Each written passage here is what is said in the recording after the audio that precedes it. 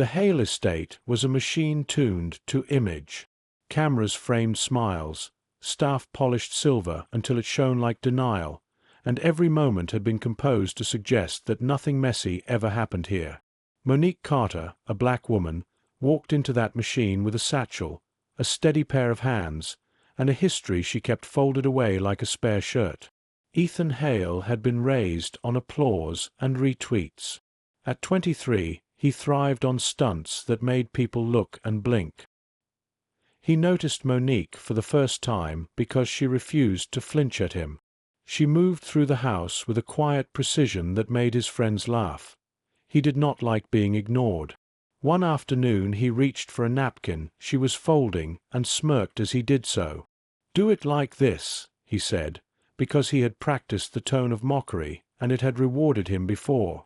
She let him take the napkin, took it back, and folded it again without a word.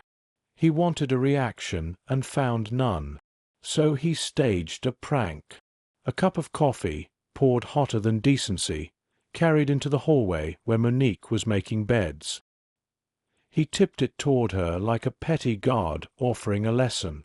The hot liquid splashed across her shirt and shoulder. People laughed. Cameras hummed. Monique did not shriek. She stepped back, fingers instinctive, and then made a choice. She could scream, or she could do something that would end it. She pivoted, reached out, took Ethan's arm, and sent him off balance. Not harshly, just precisely. "You don't get to do that," she said, plain as a rule. It cut through the performative noise. Ethan's face turned red in a way that was delicious to his followers. He retreated, sulked, and promised himself revenge. He uploaded clips, edited them to make her look clumsy, and he sewed a narrative meant to humiliate. When a rooftop party was staged, and a staged fall edited to make Monique the joke, she stumbled into the trap of being in the wrong place and did the right thing. She helped. In the footage, Ethan staged himself falling. Monique walked by, set down her laundry, and bent to check on him. Ethan slapped her hand away to create content. Instead of crumbling, she steadied him, took control of his arm, and guided him gently to his feet.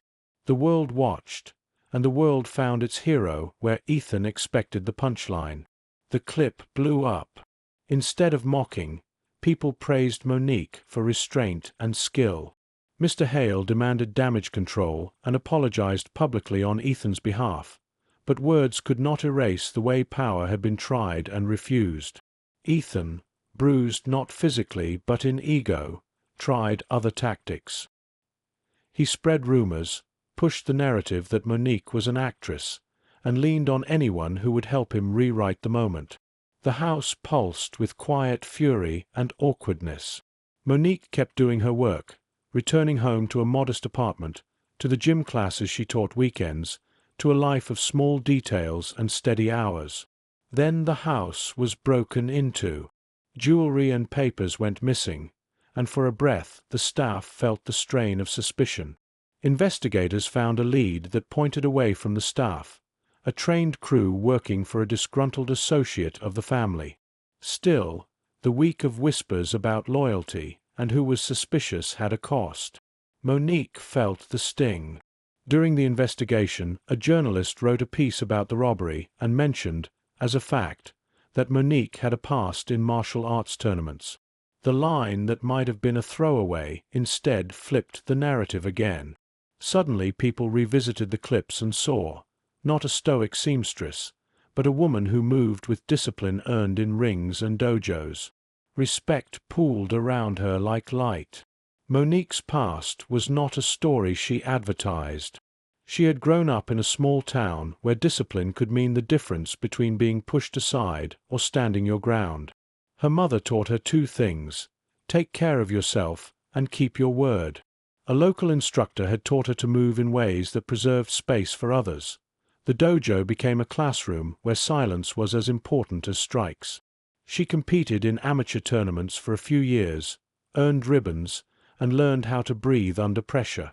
When she moved to the city, she worked odd jobs and studied bookkeeping at night, but the world kept asking for her body and not her mind. Cleaning houses gave her dignity and separation. You do a job, you get paid, you come home. Her training became a private muscle memory, something she could call on when a heavy hand sought to make her small.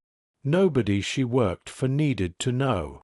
Ethan's escalation after the coffee incident was small in method and large in intent. He would orchestrate moments that made people look foolish for the sake of content, and he had a talent for rallying friends who didn't mind cruelty when it was wrapped in champagne. He edited videos with a flair for humiliation, captioned them with wicked glee, and posted them for the quick buzz of followers. Monique's restraint in front of one staging made her appear twice the person Ethan ever was, and he could not abide it. At times he tried subtler things, flat-out lies whispered to interns, the planting of a rumor about Monique's background, a suggestion that she had been favored for reasons other than merit. The rumor mill is a particular kind of violence. It erodes trust and clings to those least able to fight it. Monique had worked too long and too straight to answer every whisper. She chose dignity over argument and continued to arrive early and leave late. The police inquiry into the robbery became a fever for a few days. Detectives were polite but blunt, and their questions felt like light applied to the tender places of life. The lead that connected the thieves with a disgruntled former business partner of Mr. Hale was a relief to most, but the ripples remained. The family wanted blame to have a neat address. The staff wanted no name attached to their dignity. When the article mentioned Monique's martial arts background and the piece ran with interviews from neighbors, it did not change her life overnight, but it transformed how people read the footage.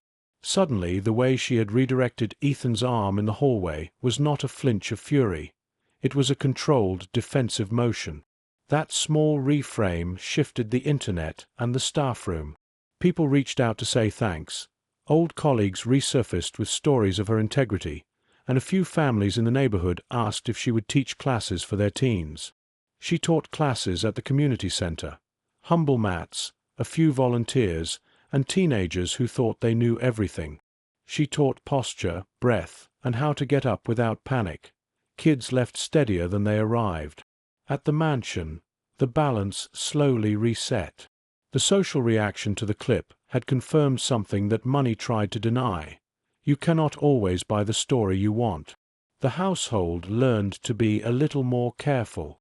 Ethan was watched in a new light by publicists who worried about genuine scandals. He could buy pity but not reputation. That was a new lesson. Through small acts, Monique's life softened. She took a night job folding clothes in a small boutique and saved toward a certificate in office administration. Her weekends teaching made her feel useful in a way that paid in goodwill rather than dollars. She made a few friends who were not curious about her past, only grateful for her honesty in the present. Ethan's apology months later was not an epiphany so much as a small pivot. He stood on a back stairwell, away from the cameras, and offered a hand and a clumsy sentence. "I'm sorry," he said, not rehearsed for the public but real in the quiet. Monique considered him for a long second, thinking of the boy who had the freedom to molest a stranger's dignity because no one had taught him to stop. She accepted, not because she thought he deserved it, but because holding an unreturned grudge would have been a burden she didn't need. They never became friends. That was not the point. What happened instead was a mutual adjustment in their orbit. Ethan stopped looking for ways to humiliate people. It took him time and a few more public missteps to quiet the impulse, but the pressure of public scrutiny had sharpened his edges. He became less of a spectacle and more of a man who sometimes read the room before performing. Monique's future widened by a few inches. A promotion gave her a small team, a raise she had not expected, and a recommendation that opened doors in offices that had once seemed unwelcoming. She took the new role and held it like something she had earned, with steady hands and clear-eyed competence. The neighborhood knew she was not a story.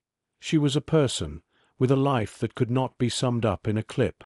When people ask where strength comes from, it's rarely a dramatic origin. It's the accumulation of small practices. Showing up when it hurts, teaching a kid how to stand, cleaning a table after a meal, closing a book at night knowing you did your best. Monique's life became an example of that. The scandal faded, as scandals do, and left behind small changes that mattered. Sometimes, on nights when the house was empty and the city pressed close with its own set of stories, she would train alone in a studio with a single lamp and the sound of her breath. She wasn't curious about fame.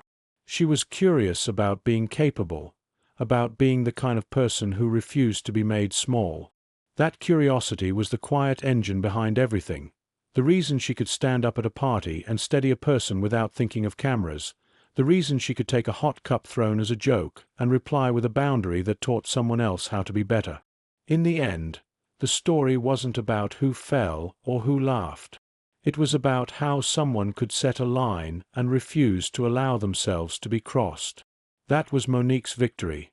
Not that she made headlines, but that she kept her life intact and taught a few people how to hold theirs together, too.